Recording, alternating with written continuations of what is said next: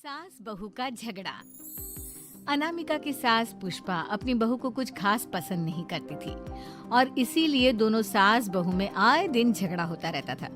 सास बहू के झगड़े के चक्कर में अनामिका के पति मोहित की जिंदगी मुश्किल में पड़ गई थी। बेचारा बार बार माँ और बीवी के झगड़े को सुलझाता ही रहता था, लेकिन दोनों समझने का नाम नहीं लेती थी। वैसे तो सब कुछ ठीक ठाक चल रहा था, लेकिन एक दिन अनामिका और पुष्पा के अंदर जोरदार झगड़ा हुआ और बात कुछ इस तरह थी। बहू, मैंने तुम्हें कल अपनी एक साड़ी धोने के लिए दी थी। हाँ मम्मी जी, वो साड़ी धोकर मैंने आपकी अलमारी में रख दी है। उसी की बात कर रही हूँ मैं। जरा देख तो, इस साड़ी को देखकर किसी भी तरह से लगता है ये धुली हुई है। अरे मम्मी जी, मैंने आपकी साड़ी वॉशिंग मशीन में अच्छे से धोकर सुखाकर आपकी अलमारी में तह बनाकर रखी थी। आपके तो नखरे खत्म ही नहीं होते। अरे कैसी बात कर रही है मुझसे? मेरे नखरे? अरे मोहित, जरा ये देख तो, ये साड़ी धुली हुई लग रही है क्या? अरे मम्मी, जब अनामिका कह रही है कि उसने साड़ी धोई थी तो मान लो ना। हर बात पर झगड़ा करना जरूरी है क्या? क्या है ना मोहित, तुम्हारी माँ को तो मेरे हर काम में नुस्ख निकालने की आदत पड़ गई है। जब तक दो चार खरी खोटी सुना नहीं लेती ना, इनका दिन नहीं निकलता। अरे चुप कर, बहू होकर मुझे जवाब देती हो। एक तो गंदे कपड़े उठाकर अलमारी में रख दिए, ऊपर से कैंची की तरह कचर कचर बोली जा रही हो। अरे मम्मी जी, आपको समझ में नहीं आता क्या? मैंने साड़ी धो कर रखी थी। तो फिर इतनी गंदी क्यों लग रही है? अब मुझे क्या पता मम्मी जी, आप इस पर इस तरह तेल और घी की चिकनाई के दाग लगाकर लाएंगी तो ये मेरी जिम्मेदारी थोड़ी ना है। अरे तो हाथ से धोना चाहिए था ना। मैं आपकी बहू हूँ, नौकरानी नहीं जो एक कपड़ा रगड़ रगड़ कर हाथ से धो दूंगी। आपको पहननी है तो पहनिए, नहीं तो रख दीजिए। तुझे तो मैं अच्छी तरह बताऊंगी, मुझे जवाब देती है। एक दिन सुबह के वक्त। अरे अनामिका, मेरी व्हाइट शर्ट कहाँ है? आज ऑफिस में बहुत बड़ा प्रेजेंटेशन है और मुझे वो व्हाइट शर्ट पहन कर जाना है।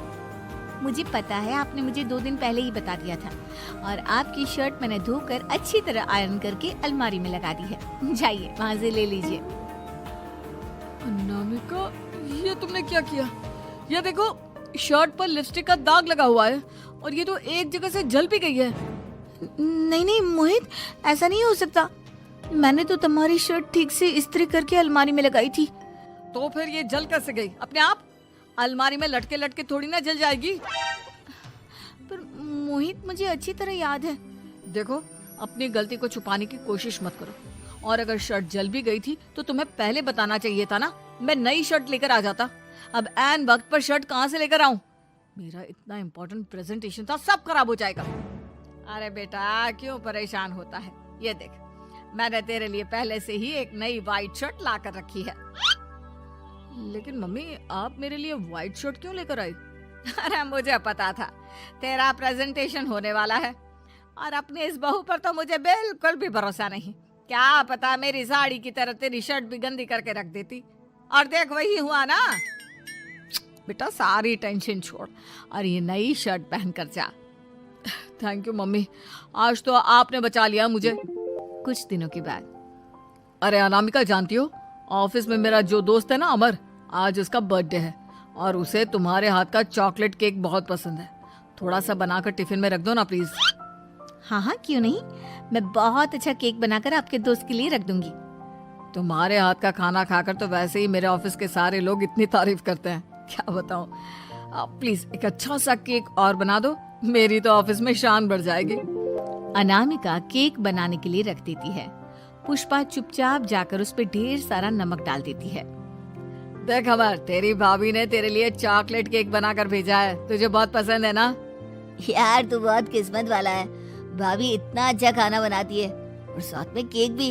वैसे भाभी को थैंक यू बोलना। थैंक यू बाद में, पहले तो ये केक खा कर देख। बहुत मेहनत से बनाया है अनामिका ने।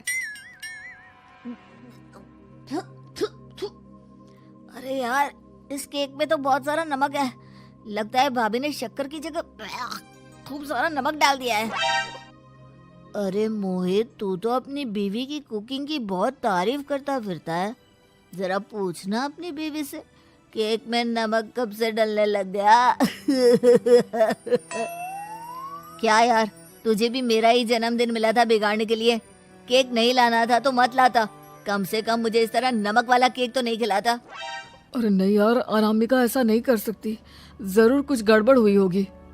घर जाने के बाद अनामिका, अगर तुम्हारा केक बनाने का मन नहीं था तो ना बनाती, लेकिन मेरी बेइज्जती करवाने की क्या जरूरत थी? अरे आपकी बेइज्जती, ये आप क्या कह रहे हैं? मैंने तो सुबह आपको इतने अच्छे तरीके से केक बना कर दिया था। हाँ, लेकिन उसमें इतना सारा नमक डाल दिया था कि आज ऑफिस में मेरा अच्छा खासा मजाक बना है।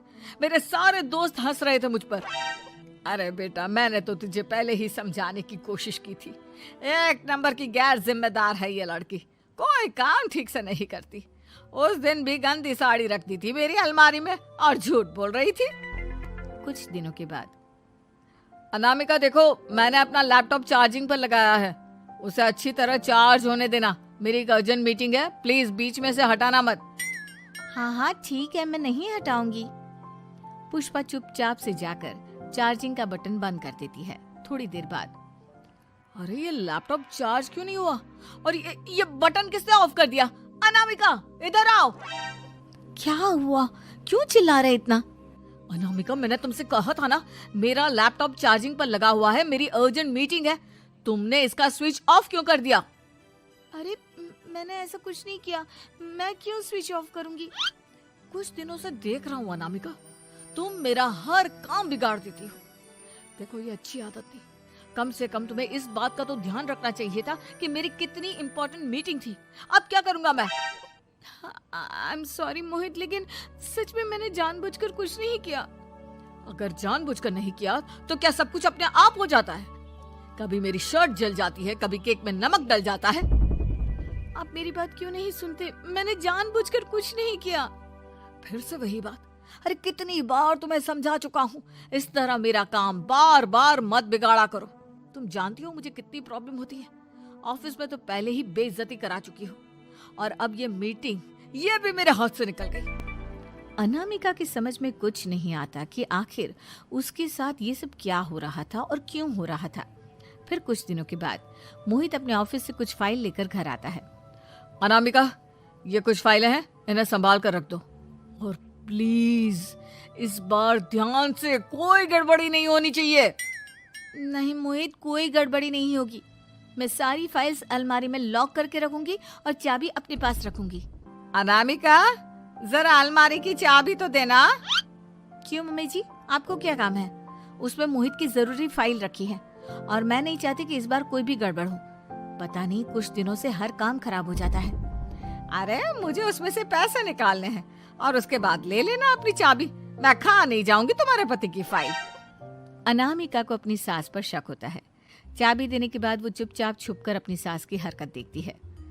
ये फाइलें उठाकर डस्टबिन में डाल देती हूँ, फिर देखना कैसे मोहित इसकी खबर लेगा।